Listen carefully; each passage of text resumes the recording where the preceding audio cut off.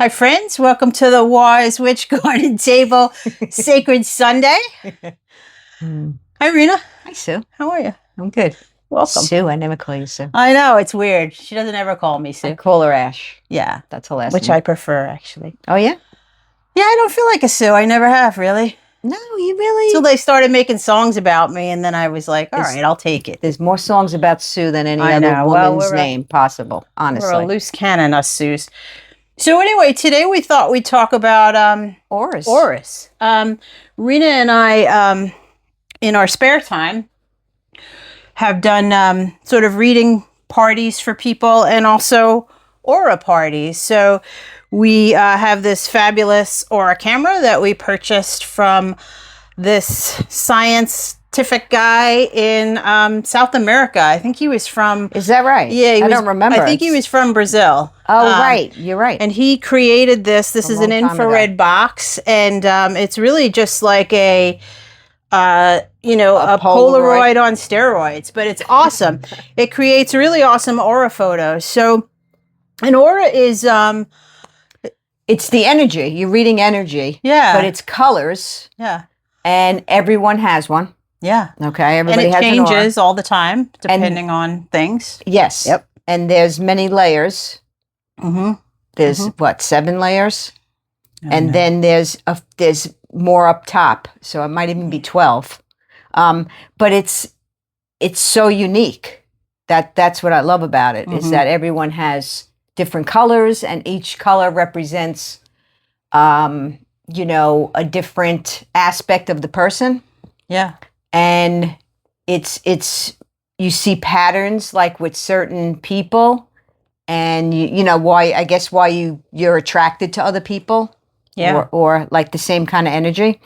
But you could also, in these pictures that we took, and we'll show you some in a minute. You can see spirit guides, because we captured a few couple in the pictures when we were just looking for the auras.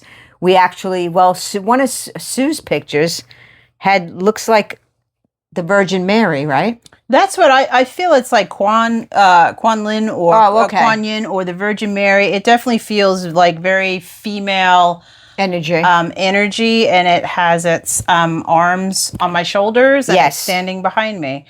And it's definitely pretty amazing. Also, like if, for instance, we have a picture of a friend of mine who's a massage therapist, and you could tell she has like a healing aura, like her hands. Yeah, there's a glow around her hands. There's a glow around. So we'll show those for sure. But animals have auras. All living things do. All living Trees things do. Yeah. Rocks do. Honestly, every earthly matter has an aura. Yeah. Even inanimate objects can have an aura. Rocks. Right. But I'm thinking like objects and things, a lot of times they emit a little bit of a hue or an energetic kind of vibe to them. When reading auras, here's for instance, if someone's sick, you can see like a grayish color sometimes, or a brown color to the aura, or it's dim. Right? I know you've seen. Tell them about that experience you had with someone that was passing soon or something. Didn't you have like they were invisible or something? I remember. This is going back a long way. You might even forgot. I don't remember now. But it was like the aura like disappeared for a while before the person passed. Oh. But when we used to teach classes and took classes, there's a good way to try it out, like to test your right. They put you against a wall. There's a couple of ways if you want to learn how to see auras. There's 2 methods that three methods that I've used and learned from you as well. You want to talk about the one with your fingers first? Oh yeah. The best way to really start is you just hold your fingers like maybe down from your nose, right? So it kind of puts your eyes out of focus. Yes. So you want your eyes out of focus. And it's good to do it outside. I'll tell you the truth. Agreed. It's easier to see it. I can already. I got my You white got it? light, going. It's so you can see like a white like a, I don't know what you would call, like a, It looks like a filament, like a Yes. filament in a light bulb. It's yeah, like- electric. yeah. I mean, I see mine right now is Glittery. white. It's almost like a wisp of smoke in between my fingers. Mm-hmm. So that's one ways to practice. One of the ways I first learned that, well, at the same class that I was telling you about last time, Yeah. what they did was they put you, if have a friend or a couple of friends, and stand somebody up against a neutral colored wall, so white, beige. Don't pick any, like, not like this room with the purple. No. But like white or beige, have them stand against a wall, and then you stare at them, and you want to stare like shoulders and head and up, and you want to blur your focus, so put your eyes out of focus, and just keep staring Relax. and breathing and relax. That's the secret. And ultimately, you'll start to see a halo around the person. Yes. And what's really cool is when you do that for a long time and you're staring and you're staring. And I remember the teacher saying to the person, all right, walk away.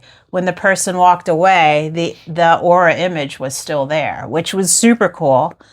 And then if you're really like a nature kind of spirit or a nature witch, like I am, another way to practice is with plants. Yes. Plants are really, and you ask the plant permission. Say, hey, can you share your energy with me? Can I see your energy? It works really well with like I find with ferns. Oh yeah. Seems to work well, but even trees. Trees are. I was just going to say that. Yeah. Trees against a blue sky, but Yeah. like right around sunset, you Yeah. can really see the aura of the tree. And like I said, everything has an aura, but it's really about reading energy. Yeah. Right. Yeah. All of these things we talk about are tools. But when you're sitting with someone, you're reading their energy. You don't even know you're doing it, but that's what you're doing. You're reading the person's energy Yeah. with cards, with tarot cards, Right. They're all tools. with the camera, with Right.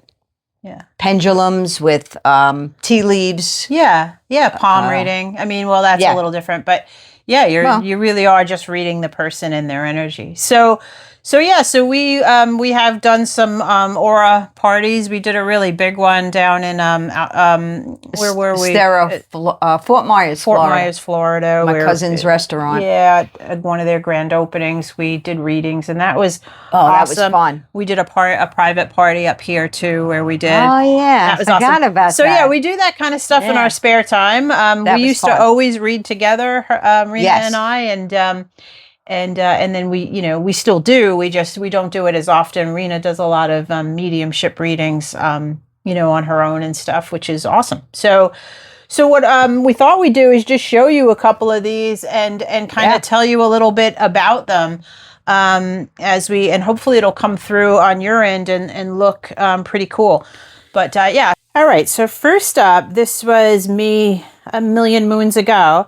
And as you can see, there's an aura for sure, but there's also a being. I think a spirit guide or a protector standing behind me. You can see the energy has its sort of, I say, arms or wings Yes. on my shoulders. I see it. Yes. It's got that sort of blue halo. And so there's the arms resting on my shoulders there. The next one I thought I'd move to, so that's pretty cool. There's some blues and whites in there.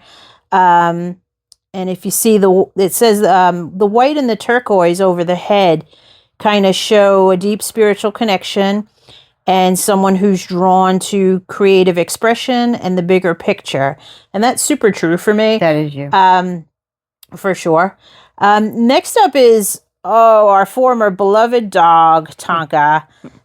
Oops, I'm sorry of the shaky, guys. It's not using a tripod or anything. So anyway, there's Tonka, and as you can see there, the orange egg, and there's also, you can see some green and also some mossy sort of green colors. So all of that put together, it shows that it's a highly intelligent being, as demonstrated by an egg shape over his head. That's pretty typical for that, and the orange color. He's a catalyst for opening up the heart chakra of his masters, and that was very, very true of him. And you can see that through the green. There's a lot of green in his aura. And so that definitely resonates with the heart chakra. And you can also see there's a bit of like mossy brown. And that kind of, this was when he was fairly young, kind of indicates that weaving mossy brown color in within those other colors sort of can indicate that he may be a little stubborn and a little tough to train. So, and he was very, very true for Tonka. in the restaurant. Yeah, if you look at this person here, the interesting thing, I don't know if you could see it here on the video, but right over her shoulder where you see sort of that kind of, oh yeah, that might be a little better. There is a male figure with a beard. And the interesting thing is when we told her that, that you have a male figure that's watching over you and standing behind you, and he has a beard, and I don't know if y'all can see that. We can see it pretty clearly from our end. But anyway, she started to cry, and she mentioned, she said, and we also clearly heard the word, the name Matthew. And she started to cry, and she said her whole life she had an imaginary friend as a child that she called Matthew. That's right. And that she really felt that Matthew was like her protector and her guardian angel. Aww. And so he showed up for her that day, and that's pretty darn cool. That is. All right, so here we have Rena. And as you can see, what an amazing palette there is there. She's got turquoise layering into white and purple. And that sort of is indicative of a highly evolved humanitarian soul. And the bright white at the center of her forehead layering into the yellow, that shows a profound spiritual connection. There's dark Kelly green around it as well, which indicates her desire to share and teach. And then there's some moss brown and green, which suggests that a person has overcome a serious addiction. And can I share that? Yeah, which I did by age 19. Right. Rena's a sober alcoholic for, oh my gosh, a long, long time. Many years. So overcame a really difficult addiction. All right. All right. Next up, this is our good friend who is a massage therapist. And we actually have two aura photos of her. So this first one, you can see she also has a guide standing behind her. She's surrounded in golden sort of spirit light. Yes. The guide is standing behind her. That outer Kelly green indicates desire and gift teach, while the yellow green also suggests that this person can sometimes be a bit stubborn when you get that yellow green together. I don't know if that's true of her, but there's also hues of pink and crimson, which definitely shows a true healer motivated by purity of heart. So that's pretty amazing. We have another one of this same person. All right, so here's the same massage therapist, and as you can see that the supports or the guide that was standing behind her, I think has imbued her with a lot of those qualities. So she has a whole crown over her head of orange and yellow. Her hands, you probably can't see it real well on the video, but her hands are glowing sort of with a little bit of a pinkish red, which is also a healing color. It's a really awesome photo of a healer. And so that's just some of them that we wanted to share with you. By the way, she's the best massage therapist I've ever been to. Yeah, she's really good. She's very good. And I've been to a few. So yeah, that's pretty cool. So your aura can change all the time. Different times in your life. Yeah. You know, if you're going to school and you're focused and you're always studying, you might see a lot more yellow. And if you're you graduate and then you become, say, a doctor, then your aura might change colors, Also, depending on what emotional stuff's going on in your life. Yep. Or if you're ill. Yes. A lot of times illness will show up as, real like dark colors, like browns and black, and usually more in spotty pieces, not all around. So that's one way of kind of, suggesting someone maybe see a doctor or you pray for them or whatever the case may be. It just gives you like visible proof for sure. what you're sensing, feeling, and knowing when you meet someone. You know, sometimes you meet someone and you know, there's such a bright light and you're just like blown away, you know, and then you see their aura and you know, I mean, I've done it in my life. I can't do it like on command, to be honest, but I have done it, and yeah, so is Sue. Yeah, and that's why we got the camera too, because it's really the reading part is really intuitive, and so because I can't do it on demand either. It's usually happens pretty spontaneous for me when I see it. But using the camera and actually being able to see the photo really helps connect in the reading and give the person some really good information, in addition to card readings and all of that. So that's how we use it, is really just take the picture, read the energy, and let the person know what we see. Yeah, the first time I had it done, I think we were Salem. We were in Salem. Yeah. And I remember they had this little booth set up. It was so adorable. And I remember getting the photo and I put it on that board.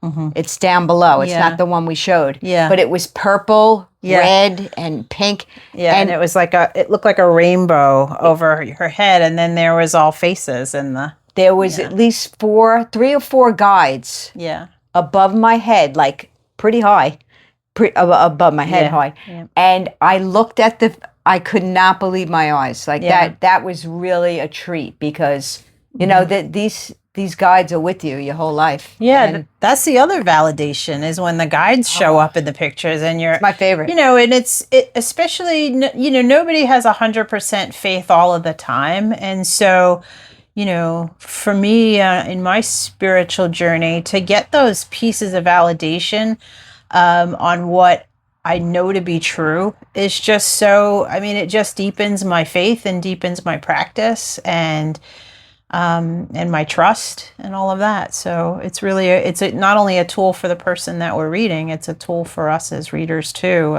to affirm what we're doing. And it's lots of fun. And it's lots of fun. It is. The camera I love. It's fun. Yeah, it's a lot of fun. So that's pretty much it. So we hope you have thanks for joining on Sacred Sunday. This is a quick one. Obviously, you know, encourage you to meditate either before or after you watch. We do as well. Meditation is super key to helping you ground.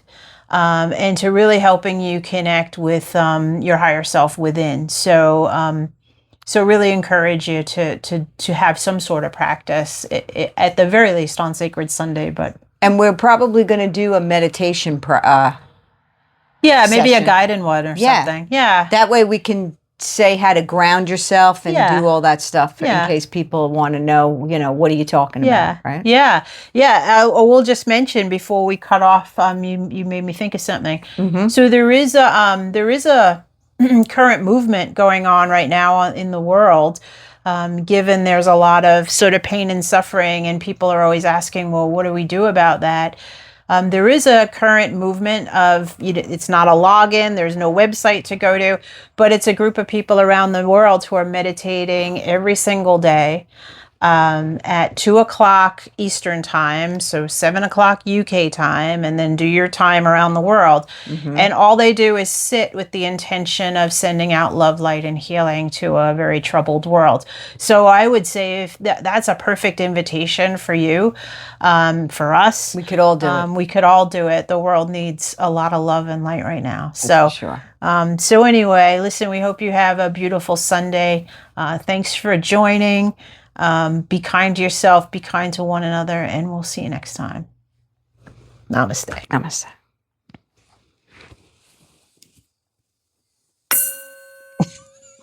That was a dud. Do it again. Yeah, all right. All right. Woo, that's a fire alarm.